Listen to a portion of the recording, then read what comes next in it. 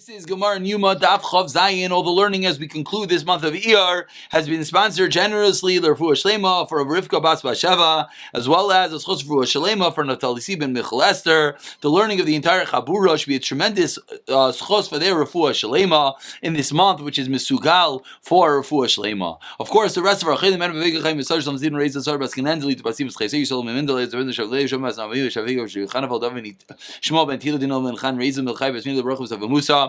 Tinena ben Sheina Mindel, Simchotavi ben Avigai Feshes, Fiben Fika Divira, Michelis ben Nazel Levu, Menachem Mendel ben Taiba, Visoy Sha'ar Chayli Yisrael, as well as Chashirach for Atalea, Bas Ita. We pick it up on the very bottom of Chaf Vav Amid Beis. We're right after the Mishnah. We began the Mishnah yesterday in which we learned the different karbanos and the amount of kohanim that are brought. We learned that there's an ayil that has 11 kohanim, and we basically concluded with the par that has 24 different kohanim. And then the Mishnah concluded that when it comes to the hefshit and the nituach, the skinning and the dismembering and the cutting up of the animal, that is equal everyone. So says the Gemara, we pick up from that point, Tana if shita and nituach shavin bizar, they are equal by a zar, that even a zar, even a non-kohen is allowed to perform the skinning and the cutting. How do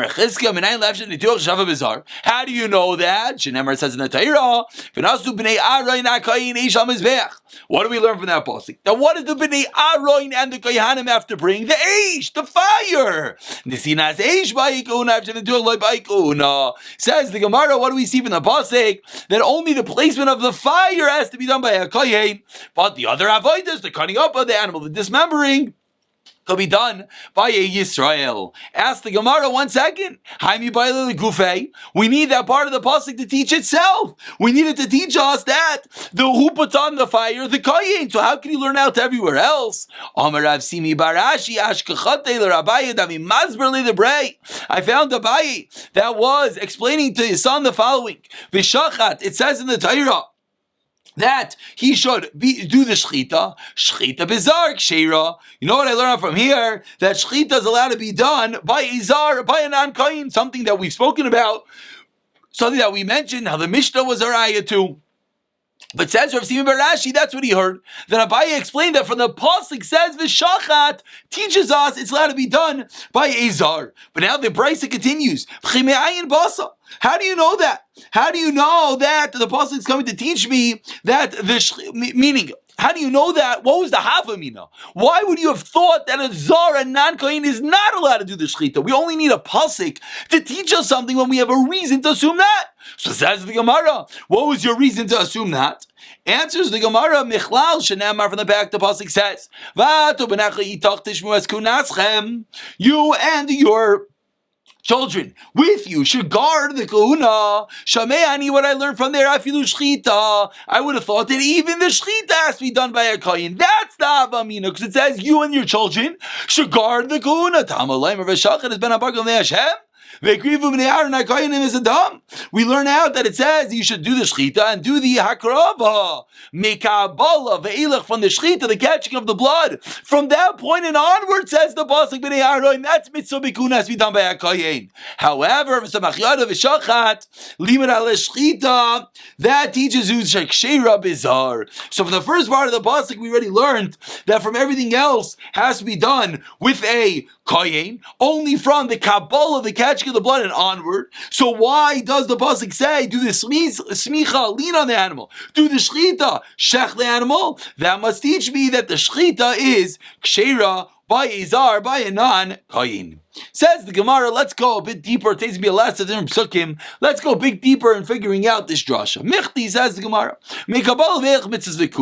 you just told me that from the point of the Kabbalah, the catching of the blood and onward, that is to be done by a kohen. If that is true, so why did the Torah have to tell me that the Bnei Aaron should put the fire there? It's pashut the Bnei Aaron has to put the fire there. I'm sorry, V'nas Bnei Aaron normally. What? Not that it's pashut. So what? One more time. Why does the pasuk say that they have to put the fire there? Like we started off, the skinning and the dismembering, that does not need a kohen. The fire, but everything else, after that, the skinning and the cutting can be done by a non-kohen. Says Gemara, no, still we're not happy. I still would have thought that when the Torah says that the Kohen should put the fire is not extra, since something that we've seen already, no, we haven't seen. We'll see in a moment. The placement of the fire is not ma'akiv, is not integral the kapara. So what would you have thought? Loiti by kuna. You'd have thought it doesn't require kuna at all. So kamash malan, the pasuk teaching me the by kuna v'nasnu b'nei Aaron. Meaning, if the pasuk is extra, why did the pasuk have to say that the b'nei Aaron have to put the fire there? Then we can learn out from there that the hefshit and the nituach, the skinning and the dismembering, is kosher bizarre. But if we're proving that was a reason that Torah had to say b'nasnu b'nei Aaron, you know the reason? The reason is it's not ma'akiv the kapara. If it's not integral, I would have thought it does not need kahuna. So the pasuk teaches me about it itself that it needs kahuna, but we can't necessarily learn out to anywhere else. So says the Gemara, okay, let's try a different makar. Learn from the following pasuk. The pasuk says that Aaron and his children have to put the different pieces down in the fats. So mechti, what's this pasuk talking about? Mikvav eilach mitzvah kahuna, from the catching of the blood and from the bringing and the bringing it all has to be done by a kohen. V'archu lamali. So why does this pasuk have to tell me v'archu that they have to arrange the different fats and limbs? What does that come to teach me? That only this has to be done by a kohen. Lemeutei have shivini tuach. The skinning and the dismembering could be done by a non-kohen. Says the Gemara again. Not enough. Ema lemeutei. See the shnei gizrit. No. How do you know what it's coming to exclude? Maybe it's coming to exclude that it has to be done by a kohen to tell me that the bringing of the wood does not have to be done by a kohen. Says the Gemara, Mistavra divcha dekavasei mimayet. It makes sense that when the Torah is coming to exclude or include something, it's going to be something similar. So if it's talking about the arranging of the limbs, it's going to be similar, which is the arranging of the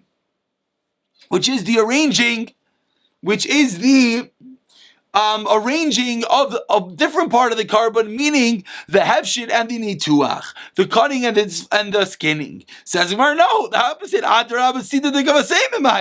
Meaning, maybe the cedar. How do you know which part should we say it's similar? Do we say it's similar to the part of the animal, or no? Maybe it's similar in the arrangement of it. So that's the reason. Says Gemara, don't say that. It says the kohen should bring it all on the mizbeach. This comes to teach me that the limbs should be brought on the kevesh before they have to be burnt on the mizbeach, meaning it's a separate step, like we already started seeing. You put it on the ramp, and then it's brought up on the mizbeach. So that step, the bringing of the limbs and placing it on the ramp, that needs a kahuna. But the placement of the wood on the mizbeach, on the maracha, does not need kahuna. But what do we learn out from here? See the shnei gizrei eitzim, the setting up of the, not the setting up, the placement of the two blocks of wood by ikuna that needs to be done by a kohen. But then v'archu lamali, what did the positive say? V'archu lemuutei have shivini tuach. Comes to exclude again the skinning and the dismembering. So maybe that's the source, that the skinning and the cutting up of the carbon could be done by Yisrael. Says Mara, okay, no, maybe this is also needed for itself, as the Gemara will explain in a moment.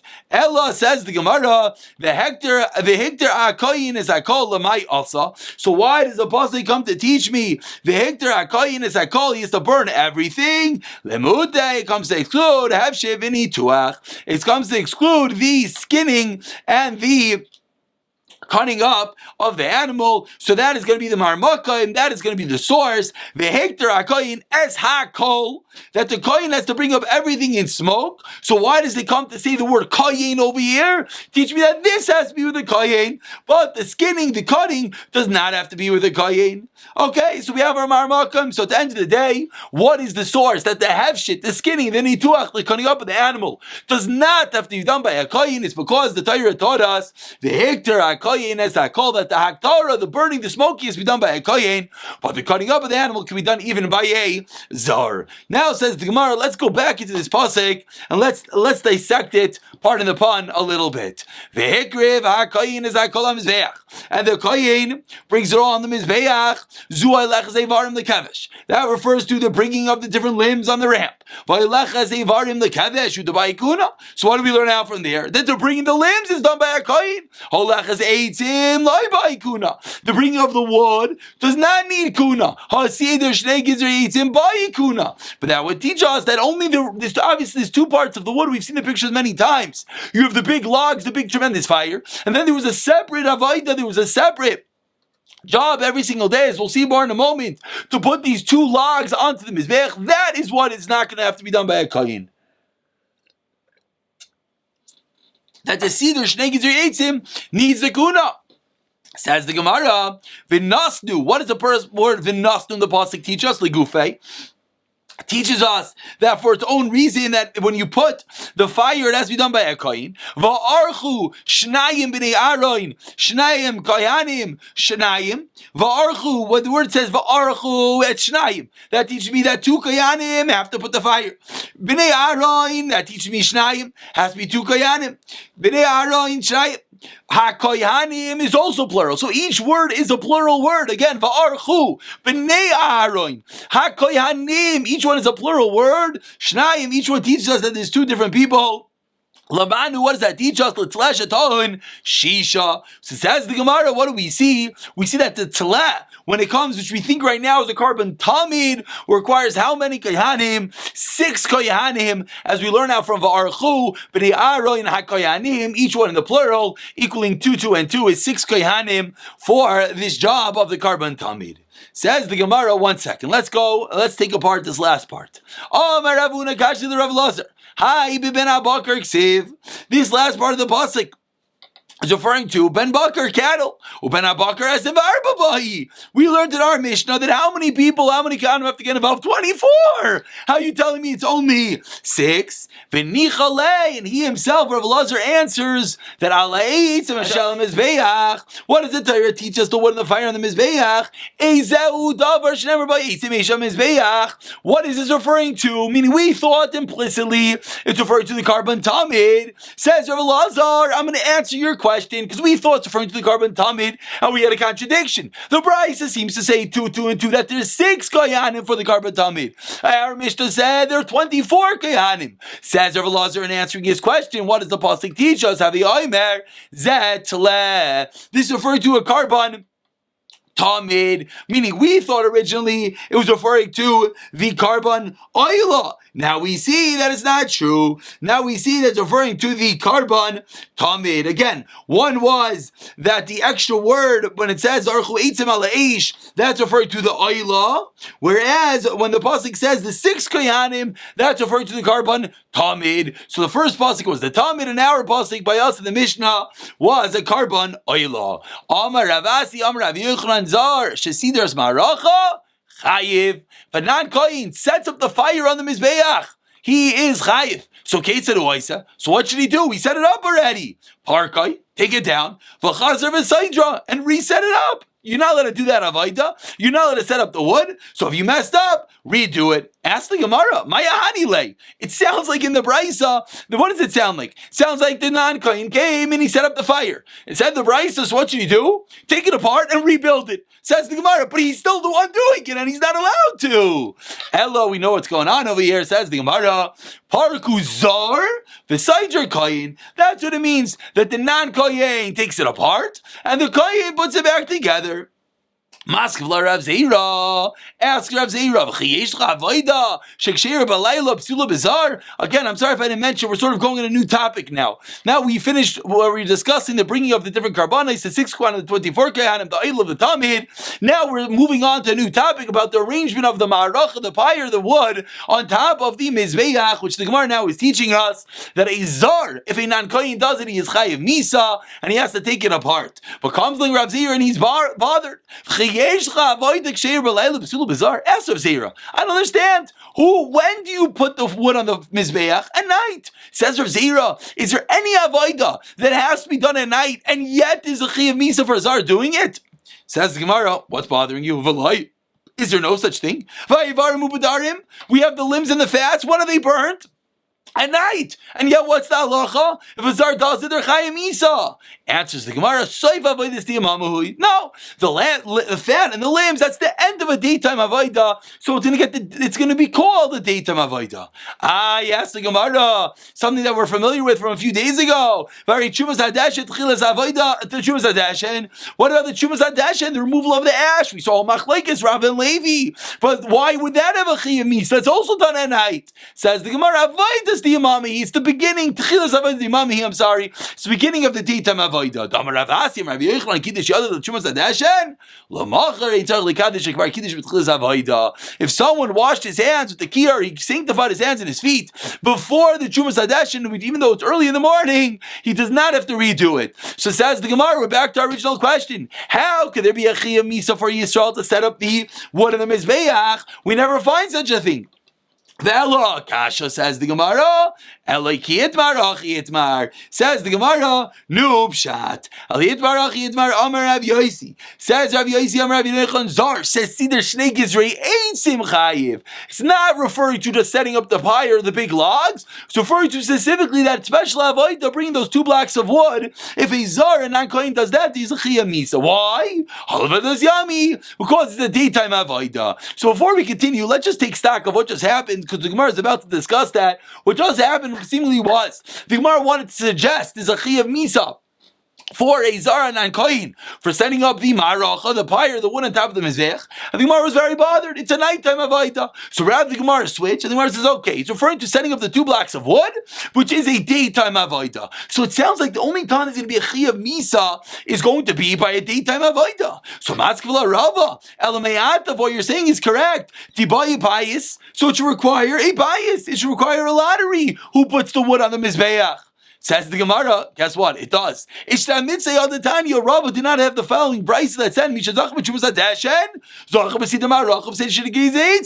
It's an explicit brayso that says the one that won the lottery to remove the ash. Remember, this was the beginning of the parak when we were discussing why they created this lottery. But said the brayso, they also get the shenigiz reitzim. They were putting on the wood.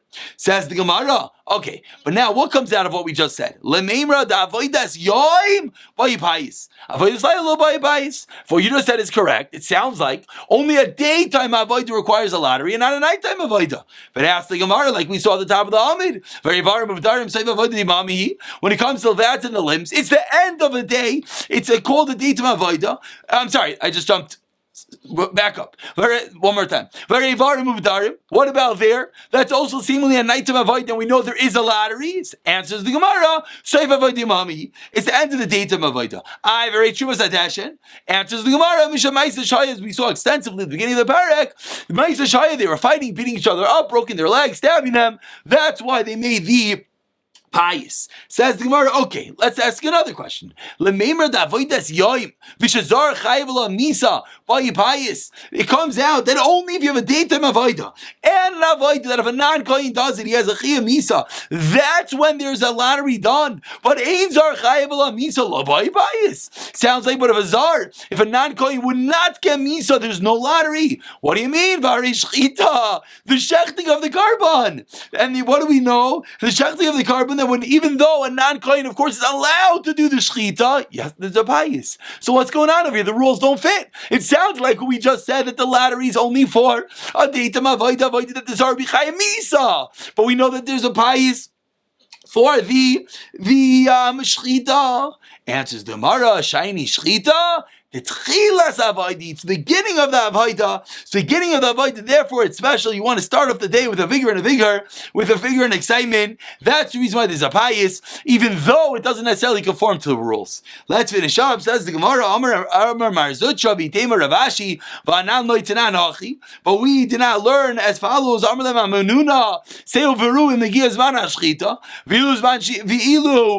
check if it's a time to do the shechita. It never say go check if it's time to bring up the wood. Answers the Gemara. We'll pick up from the last question and answer Mir Tashem in the next year.